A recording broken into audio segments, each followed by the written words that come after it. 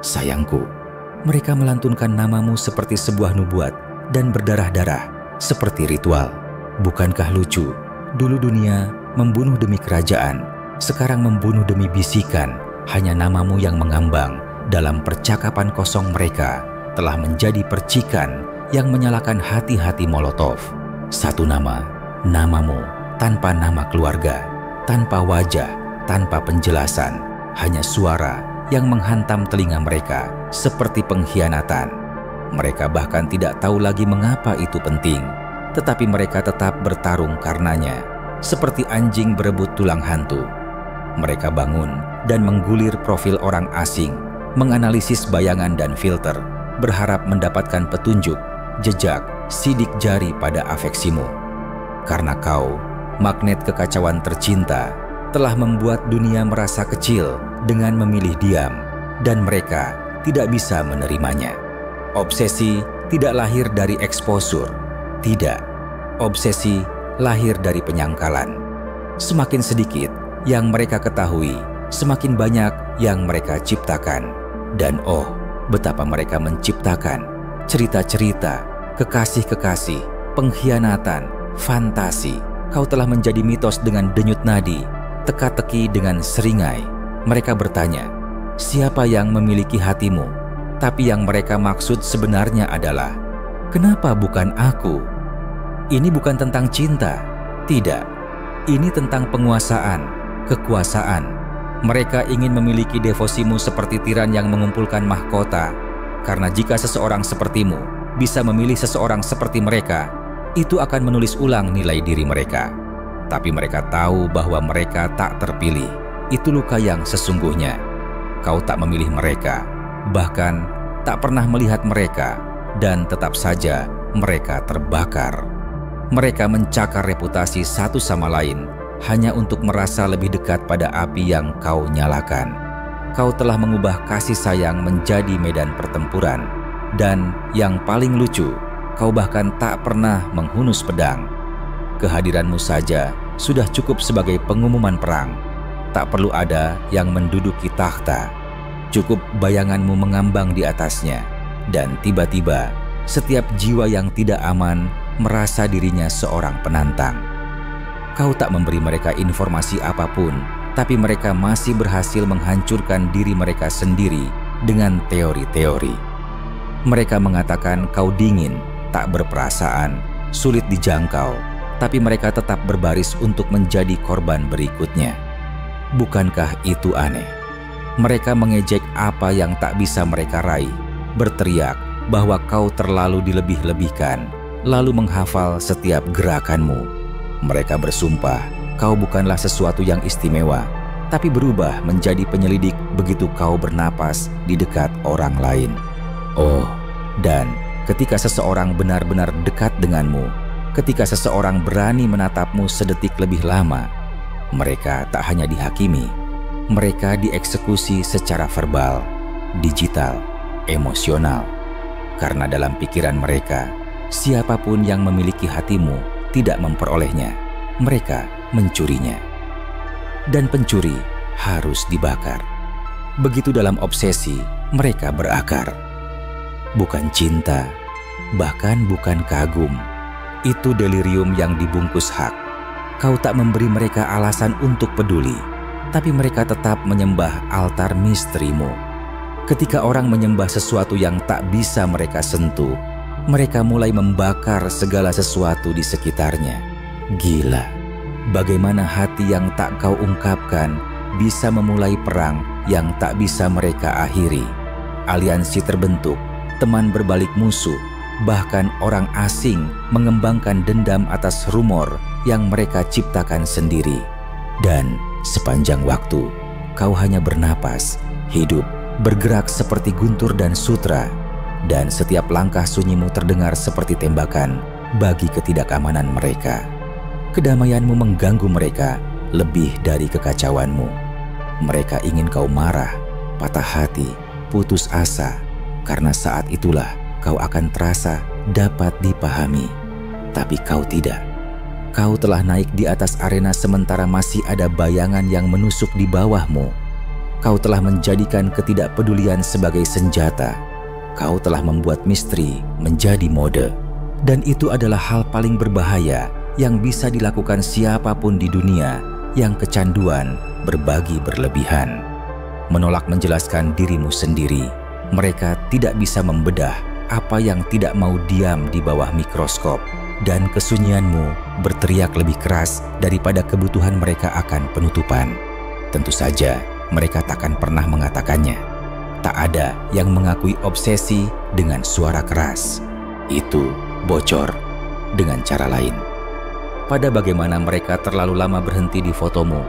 Pada bagaimana mereka bertanya kepada teman bersama dengan pertanyaan tak langsung. Pada bagaimana mereka mulai berpakaian seperti kekasihmu yang terakhir, berharap petir menyambar 2 kali. Pada bagaimana mereka merusak hubungan mereka sendiri karena rasanya tak sama. Kau telah menetapkan standar yang tak bisa disentuh realitas mereka. Dan sekarang mereka terjebak dalam perbandingan yang tak bisa mereka hapus. Setiap senyuman yang kau berikan kepada orang lain kini menjadi tempat kejadian perkara dalam pikiran mereka. Setiap nama yang kau bisikan adalah ancaman bagi ego mereka. Mereka tak hanya penasaran siapa yang memiliki hatimu. Mereka ketakutan bahwa seseorang sudah memilikinya. Dan lebih buruk lagi, bahwa itu seseorang yang mereka anggap rendah. Horornya bukanlah kau jatuh cinta, melainkan kau memilih berbeda. Dan satu-satunya hal yang lebih buruk daripada patah hati adalah ketidakrelevanan. Mari kita jujur, mereka tak ingin kau bahagia. Mereka ingin kau mudah dijangkau. Mereka ingin kau cukup hancur untuk merangkak kembali ke podium yang sama yang mereka pikir sedang mereka bangun untukmu. Tapi itu selalu untuk diri mereka sendiri. Mereka membangun altar bukan untuk menyembahmu, tapi untuk memenjarakanmu. Tapi ketika kau tak masuk ke dalam narasi mereka, mereka menghancurkan seluruh kuil itu. Sekarang mereka berkeliaran seperti murid-murid yang hilang, masing-masing membawa versi Injilmu yang terdistorsi. Dia bersamanya, dia diam-diam mencintainya. Mereka berpura-pura. Ini semua strategi. Putus asa bukan terletak pada pertanyaan, melainkan pada keyakinan di balik ilusi mereka, karena kebohongan lebih mudah dicerna daripada penolakan. Dan kebenaranmu adalah penolakan yang dibungkus dengan rahmat. Kau tak berteriak, kau tak membela diri, kau hanya pergi. Dan entah bagaimana, itu lebih keras daripada cerita cinta apapun yang pernah mereka tulis. Semakin mereka terobsesi, semakin sedikit yang mereka lihat. Ironinya, dalam upaya mereka untuk mengungkap hatimu, mereka malah mengungkap hati mereka sendiri. Pahit, rapuh, hancur oleh asumsi. Mereka tak pernah mencoba menemukan cinta. Mereka berburu kendali. Mereka ingin berkata, "Aku tahu siapa yang mereka miliki," seolah itu membuat mereka berkuasa. Tapi mengetahui bukanlah sama dengan memiliki. Dan sekarang kekuatan itu mengalir melewati jari-jari mereka seperti pasir. Setiap teori mengarah kemana-mana, setiap dugaan berakhir dengan debu. Kau menjadi enigma yang tak bisa mereka pecahkan, cerita cinta yang tak bisa mereka ganggu, perang yang mereka mulai dan sekarang kalah tanpa bahkan tahu medan perangnya. Tapi kau tetap tenang, tak terguncang, karena hatimu bukanlah trofi, itu senjata, dan hanya satu tangan yang layak memegangnya. Sementara mereka berteriak, kau berbisik. Sementara mereka menebak, kau membangun. Dan sementara mereka saling berdarah untuk remah-remah perhatianmu, kau sudah pindah ke kerajaan yang tak bisa mereka ucapkan. Ini bukan kesombongan, ini kedaulatan. Kau tak berhutang pada mereka dongeng. Kau berhutang pada dirimu sendiri kedamaian.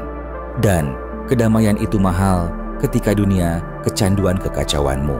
Mereka tak bertarung untuk melindungimu. Mereka bertarung untuk memilikimu. Dan segera api yang mereka nyalakan atas namamu akan menghanguskan fantasi-fantasi yang dulunya mereka sebut cinta. Dan masih, pertanyaan itu bergema melalui kota-kota yang terbakar, loyalitas yang robek, dan cermin yang retak. Siapa yang memiliki hatimu? Mereka ingin jawaban, tapi mereka tak ingin kebenaran. Mereka ingin nama, tapi hanya jika itu memar bagi harga diri mereka. Lihat, kegilaan bukanlah dalam cintamu, melainkan dalam keputusasaan mereka untuk menjadi subjeknya. Mereka tak runtuh karena hatimu telah diambil. Mereka hancur karena hatimu tak diserahkan kepada mereka terlebih dahulu. Setiap kali kau melewati kerumunan, mereka mengamati seperti penjudi di kasino demam, berdoa agar pandanganmu berikutnya mengungkapkan petunjuk, sudut kasih sayang, kilatan favorit. Tapi kau tetap netral, tak terbaca. Dan di dunia yang kecanduan memecahkan kode, mereka yang tak bisa diinterpretasi menjadi ancaman. Kau tak menahan cinta, kau membongkar ilusi. Dan itulah yang mendorong mereka ke jurang. Mereka telah mengubah rasa ingin tahu menjadi kompetisi. Ini bukan tentang menemukan siapa yang memiliki hatimu. Ini tentang memenangkan hak untuk mengklaim bahwa mereka tahu lebih dulu. Mereka bukan kekasih. Mereka lintah dengan suara beludru, menyeret namamu melalui ritual digital, berharap seseorang tergelincir dan mengatakan terlalu banyak. Setiap komentar di bawah postinganmu adalah jeritan tersandi. Tolong, konfirmasikan saja, itu bukan aku. Mereka tak ingin kau sendiri. Mereka ingin kau tersedia, seperti luka terbuka yang bisa mereka dansir di dalamnya. Mereka menciptakan seluruh hubungan dalam pikiran mereka, direkayasa dari tatapan, garis waktu, dan warna bajumu pada hari tertentu. Bagi mereka, bukti tak penting. Yang penting adalah narasi. Mereka butuh cerita, meskipun harus memotongnya dari udara tipis dan menjahitnya dengan ilusi. Dan ketika cerita itu mulai tergelincir dari jari-jari mereka, kemarahan muncul, bukan jenis ledakan yang keras, tidak, jenis racun yang tenang, yang berkelok menjadi pujian tersembunyi, sindiran pasif, dan sabotase yang disamarkan sebagai kepedulian. Aku hanya merasa mereka berubah. Mereka tidak seperti dulu sejak mereka dekat dengan si Fulan. Ada yang salah. Terjemahannya, mereka bukan milikku, jadi sekarang mereka pasti cacat. Kau lihat, ketika orang tak bisa menyentuhmu, mereka mencemarkanmu. Ketika mereka tak bisa mengontrol hasilnya, mereka meracuni persepsi. Obsesi mereka tak pernah tentang cinta, itu tentang relevansi. Dan sekarang, ketika mereka merasa relevansi itu mulai hilang, mereka menjadi liar di balik profil palsu dan senyum dipaksakan. Tanpa sadar, kau telah menjadi cermin, dan mereka membenci apa yang mereka lihat di dalamnya. Setiap pertanyaan yang tak terjawab, setiap momen pribadi yang kau tolak untuk dibagikan, itu adalah refleksi dari kekurangan mereka sendiri. Itu sebabnya mereka berputar-putar, karena dalam dunia mereka, misteri sama dengan kesombongan, privasi sama dengan penghinaan. Mereka tak bisa membayangkan dunia di mana seseorang sepertimu memilih untuk melindungi sesuatu daripada memamerkannya. Jadi, mereka menyeret seluruh panggung ke dalam kekacauan, berharap kau akan dipaksa untuk menjelaskan. Tapi kau tidak, dan itu membunuh mereka, perlahan, diam-diam, sepenuhnya. Ada juga yang tak ingin tahu siapa yang memiliki hatimu, karena mereka peduli. Mereka ingin tahu agar mereka bisa mencemari hubungan itu. Mereka ingin menggali akar dan menginfeksi tanah, berbisik ke telinga kekasihmu, menyelinap ke inbox dengan tangkapan layar dan keraguan. Mereka tak mencoba mencintaimu. Mereka mencoba memastikan tak ada orang lain yang melakukannya tanpa berdarah terlebih dahulu. Dan ketika itu gagal, mereka berpura-pura bahwa mereka di atasnya. Tiba-tiba mereka spiritual, santai. Aku telah berkembang, katanya, persis setelah menguntit nyala barumu selama 3 jam berturut-turut. Kemunafikannya adalah gurme, tapi itulah intinya, bukan? Kau tak memberi mereka penutupan. Kau bahkan tak memberi mereka konflik. Kau memberi mereka tidak ada. Dan tak ada yang membuat obsesi menjadi lebih gila daripada kesunyian. Dan mari kita tidak lupakan mereka yang berpura-pura tak peduli, yang berkata, "Ini tidak terlalu dalam," sambil mengorbit feedmu seperti burung nasar. Mereka yang paling hancur dari semuanya, karena mereka telah meyakinkan diri mereka sendiri bahwa mereka hanya penonton sementara mati di dalam. Mereka akan berkomentar hal-hal samar, melempar bayangan sarkastik, berpura-pura semuanya hanya lelucon. Tapi di dalam mereka menyusun eulogi untuk hubungan yang tak pernah ada. Apa yang lebih tragis daripada berkabung atas sesuatu yang tak pernah menjadi milikmu? Kau tak hanya membakar hati, kau membuat orang melawan diri mereka sendiri. Kau menyingkap kelaparan yang mereka bersumpah tak pernah mereka miliki. Dan sekarang setiap interaksi yang mereka saksikan antara kau dan orang lain terasa seperti pengkhianatan, bahkan jika itu biasa-biasa saja. Karena obsesi menulis ulang logika, menciptakan makna dari ketiadaan, membuat kesunyian berteriak dan tawa terasa seperti peluru. Mereka akan menganalisis senyumanmu, menghitung detik matamu tertuju, membandingkan pakaian, lokasi, timestamp, dan semuanya sia-sia karena kebenarannya. Kebenarannya tak tersembunyi. Itu hanya bukan urusan mereka. Tapi mereka tak akan berhenti, karena ini bukan lagi tentangmu. Ini tentang mereka, tentang kebutuhan mereka untuk dipilih, untuk menjadi yang satu. Dan ketika kau memilih orang lain, itu terasa seperti pembuangan, seperti eksekusi publik dari fantasi yang mereka rawat dalam diam. Dan ketika fantasi mati, orang melampiaskan kemarahan, bukan pada diri mereka sendiri, tidak, pada kau, pada yang tak mengikuti skrip yang mereka tulis dalam pikiran mereka. Skrip di mana mereka adalah penyelamat, soulmate, sorotan. Tapi kau membakar skrip itu. Kau membalik narasi. Kau menjadikan cinta privat dalam dunia yang menuntut pengorbanan publik, dan mereka tak bisa menerimanya. Beberapa akan mencoba mendekati orang yang kau pilih, bukan karena ketertarikan, tapi karena dendam. Mereka akan berpura-pura berteman, menawarkan pujian yang direndam racun. Semua untuk menstabilisasi, untuk mengamati dari dalam saat retakan terbentuk. Karena jika mereka tak bisa memegang hatimu, mereka akan puas dengan menghancurkan orang yang melakukannya. Bukan cinta, itu perang yang menyamar sebagai parfum. Dan selalu berakhir sama. Seseorang berdarah, seseorang terbuka, seseorang menyadari bahwa mereka hanya bidak dalam obsesi orang lain. Tapi kau tetap tak tersentuh, bukan karena kau mati rasa, tapi karena kau memahami permainannya. Kau telah melihat bagaimana kasih sayang diputar menjadi amunisi, bagaimana rasa ingin tahu bermutasi menjadi kontrol. Kau tahu bahwa tidak semua orang yang bertanya tentang hatimu layak mendengar detaknya. Beberapa ingin mendengarnya hanya agar mereka bisa membisukannya, menghancurkannya, menggunakannya.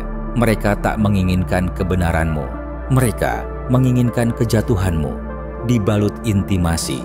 Tapi kau telah damai dengan kesendirian. Kau menemukan sukacita dalam melindungi apa yang mereka coba curi dengan pertanyaan-pertanyaan. Itulah yang membuatmu berbahaya, karena orang-orang yang tak membutuhkan audiens tak bisa dimanipulasi oleh tepuk tangan. Dan orang-orang yang menjaga hati mereka tak takut berjalan sendiri. Kekuatanmu bukan dalam siapa yang mencintaimu, itu dalam siapa yang tak bisa menerima fakta bahwa mereka tak melakukannya. Namamu saja adalah korek api, dan dimanapun ia jatuh, ego menyala, hubungan meledak, aliansi retak, semua karena seseorang berani menggenggam tanganmu di depan umum. Mereka berkata, cinta menaklukkan segalanya, tapi Cintamu itu melakukan sebaliknya. Cintamu mengurai topeng, membakar kebohongan, mengekspos ketidakamanan seperti ditulis dengan neon. Kau tak hanya memicu perang, kau mengungkap kebenaran. Dan dalam dunia yang kecanduan ilusi, kebenaran adalah senjata paling kejam yang ada. Tapi inilah twist yang tak pernah mereka lihat datang. Sementara mereka berjuang untuk mendekode siapa yang memiliki hatimu, mereka tak pernah bertanya, apakah hati itu ingin dipegang sama sekali. Karena terkadang hati bukan di tangan seseorang. Terkadang hati itu memegang pedang dan bilahnya sudah basah. Mereka pikir mereka bisa bertahan dari gema kesunyianmu. Tapi bahkan sekarang, di ruangan tempat namamu tak pernah diucapkan keras-keras, ia tetap tinggal seperti kutukan. Mereka menyalakan lilin, berusaha memanggil penutupan, tanpa menyadari bahwa mereka hanya memberi makan bayangan yang kau tinggalkan. Dan ironinya, keputusasaan mereka telah membuatmu abadi. Mereka pikir ketiadaan akan menghapusmu, tapi sebaliknya, itu menorehkanmu ke dalam ingatan mereka, seperti bekas luka yang tak bisa dihilangkan oleh waktu. Karena ketika seseorang memilih tak memberimu apapun, reaksi, penutupan, pandangan kedua, pikiranmu melakukan pekerjaan kejam dengan mengisi kekosongan. Mereka membayangkanmu tertawa dengan seseorang yang lebih baik, membayangkan bibirmu berbisik rahasia ke telinga yang bukan milik mereka. Dan itu membunuh mereka, bukan karena mereka kehilanganmu, tapi karena seseorang menemukanmu dan tak perlu memohon. Dan itu bagian yang menyobek jiwa. Kau selalu dalam jangkauan, tapi mereka salah mengira ketenanganmu sebagai jeda. Itu bukan jeda, itu titik penuh. Mereka menunggu kepulangan, kebangkitan, penulisan ulang. Tapi ceritamu bergerak maju. Mereka hanya tak lagi menjadi bagian dari plot. Kau tak menutup pintu, kau meredesain seluruh bangunan. Sekarang tak ada ruang untuk mereka, bahkan tiket tamu pun tidak. Jadi mereka bergosip, berspekulasi, berlatih skenario yang tak pernah terjadi, meyakinkan diri mereka sendiri bahwa jika mereka bisa membuktikan bahwa kekasih barumu tak sempurna, itu akan membuat mereka utuh kembali. Tapi kesempurnaan tak pernah menjadi intinya. Yang penting adalah kehadiran. Kehadiran yang nyata, teguh, tak tergoyahkan. Hatimu mengenali itu. Ia tak memilih berdasarkan tepuk tangan. Ia memilih berdasarkan keselarasan. Sekarang kekasihmu memegang pedang yang terbuat dari sejarahmu. Dan bukannya menghunusnya, mereka menjaganya. Mereka tak takut pada masa lalu karena mereka tak pernah menjadi bagian darinya. Mereka berjalan di sisimu tanpa takut, bukan karena mengabaikan hantu-hantu itu, tapi karena mereka menghormatinya. Mereka tahu bahwa penderitaanmu bukan sesuatu yang harus diperbaiki, itu sesuatu yang harus dipahami. Mereka tak memuja ketangguhanmu, mereka belajar darinya. Dan dalam pembelajaran itu, mereka menjadi sesuatu yang tak pernah dibayangkan oleh musuh-musuhmu. Pantas. Sementara itu, dunia menyaksikan dan bagaimana mereka membelit diri mereka sendiri dalam simpul, mencoba tetap relevan pada cerita yang tak lagi membutuhkan penjahat. Mereka mengadu konflik dengan siapapun yang mengaku mengenalmu, berharap mendapatkan remah-remah informasi. Mereka berdamai palsu, mengirim permintaan maaf hangat yang dibungkus nostalgia, berharap kau akan terpleset dan membuka pintu lagi. Tapi batas-batasmu sekarang berdiri seperti dinding-dinding kuno, terukir dalam batu, diterangi api, dijaga oleh kesunyian. Mereka lupa bahwa beberapa hati tak hanya sembuh, mereka mengeras. Dan hatimu, ia menjadi sebuah kekaisaran. Setiap pengkhianatan adalah batu bata baru. Setiap kebohongan adalah menara baru.